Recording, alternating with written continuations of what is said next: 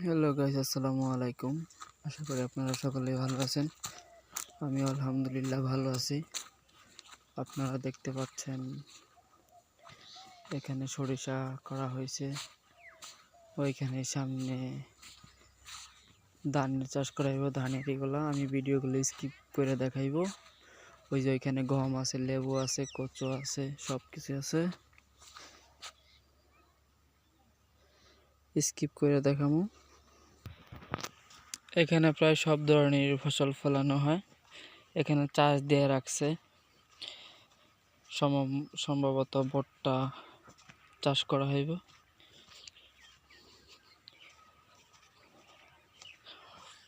Guys, আপনারা দেখতে পাচ্ছেন এখানে যে আলু, এই যে এটা দেখা যাচ্ছে যে এটা হচ্ছে আলু আর ভুট্টা। এই তো হচ্ছে যেটা হচ্ছে ভুট্টা ক্ষেত।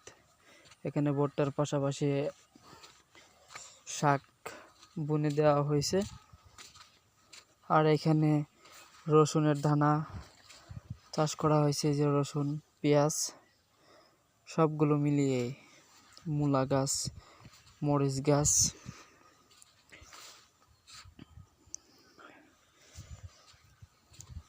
যখন রবি মৌসুমের সময় আসে তখন এখানে এগুলা নানান জাতের ফসল ফলানো হয়। এখানে দেখছেন অনেকগুলা শাক তুলে ফেলে দেওয়া হয়েছে, পরিত্যক্ত হয়ে গেছে। এগুলার ফুল ধরে গেছে, তার জন্য তুলে ফেলা হয়েছে। এখানে সারি সারি মূলো আছে, তারপরে ওই যে পাশে আছে আপনাদের আমার অনেক সর্দি লাগছে, তাই কথা বলতে সমস্যা হচ্ছে। এখানে দেখতেছেন মরিচ গাছ, মূলা গাছ।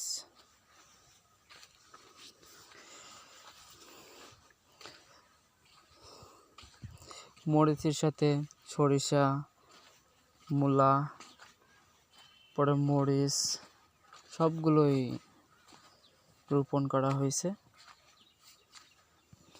আমি আবার এই ভিডিওটি স্কিপ করতেছি। এখানে যে আপনারা দেখতে পারতেছেন যে মরিচ গাছগুলোতে কিছু কিছু চারা রোপণ করা হয়েছে, আর এইগুলোতে দেখতে পারতেছেন যে যেগুলা এখানে যা আছে ফুল হয়ে গেছে, গাছগুলো অনেক বড় বড় হয়ে গেছে। আপনারা কাছে নিলে ফুলগুলো দেখতে পারবেন, আর এই যে ফুলগুলো দেখা যাইতেছে। আর এইখানেও আপনাদের এই যে আরো করা হয়েছে, সামনে আরো আছে, গম আছে, আলু আছে, তার সাথে মিষ্টি কুমড়াও দেওয়া হয়েছে।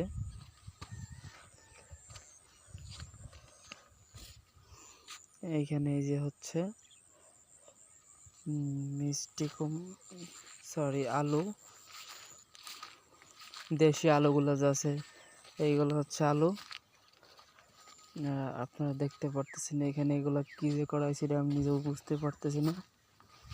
এখানে মনে হয় যে লাকড়ি হয়, লম্বা লম্বা কি একটা গাছ যেন, ওইগুলা এক কাজে দুই কাজ, লাকড়িও হইবে সবকিছুই।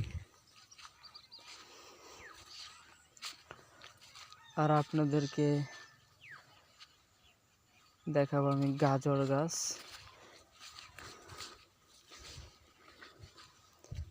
4 মিনিট হয়ে গেছে প্রায় ভিডিওটা, আমার বেশি লম্বা করব না।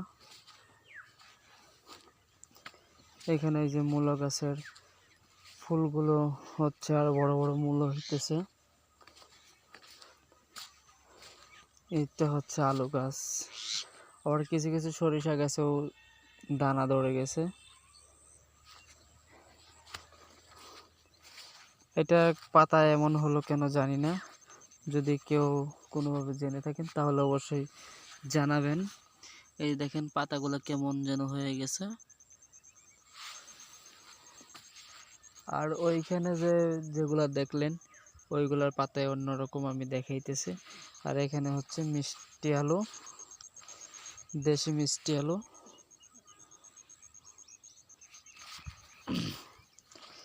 এখানে সস গাছ, এই যে তিসি, গ্রাম্য ভাষায় তিসি, এক এক জায়গায় এক এক ভাষায় ইউজ করে।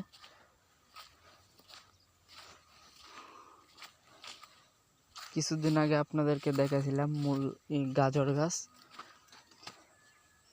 এই যে হচ্ছে বেগুন গাছ, দেশি ছোট ছোট বেগুনগুলো আছে, জনকি বেগুন বলে অনেকেই। এক এক দেশের ভাষা এক এক রকম। এই যে দেখতে পাচ্ছেন যে গাজর গাছ, এই তো গাজর গাছ, গাজর হয়নি এখনো পর্যন্ত, ছোট ছোট গাছ, এগুলো আরো বড় বড় হইবে। এগুলো হচ্ছে গাজর গাছ।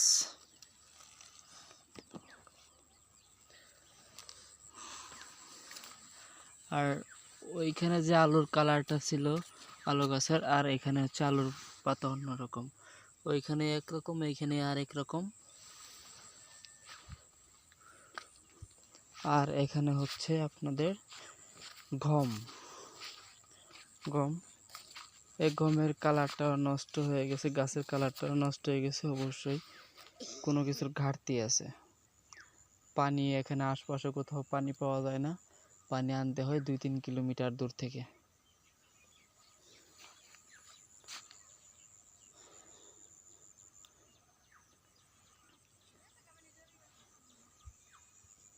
এই গমের এইগুলা হচ্ছে এখানে নষ্ট হওয়ার কারণ হচ্ছে ঠিক মতো সার প্রয়োগ হয়নি, আর পানি মূলত বেশি হয়ে গেছে দিছে। তো গাইস, আজকে আমার ভিডিওটা এখানেই সমাপ্ত করব। আশা করি সকলে ভালো থাকবেন, সুস্থ থাকবেন, আর সবাই দোয়া করবেন যেন আমিও সুস্থ থাকি। আসসালামু আলাইকুম।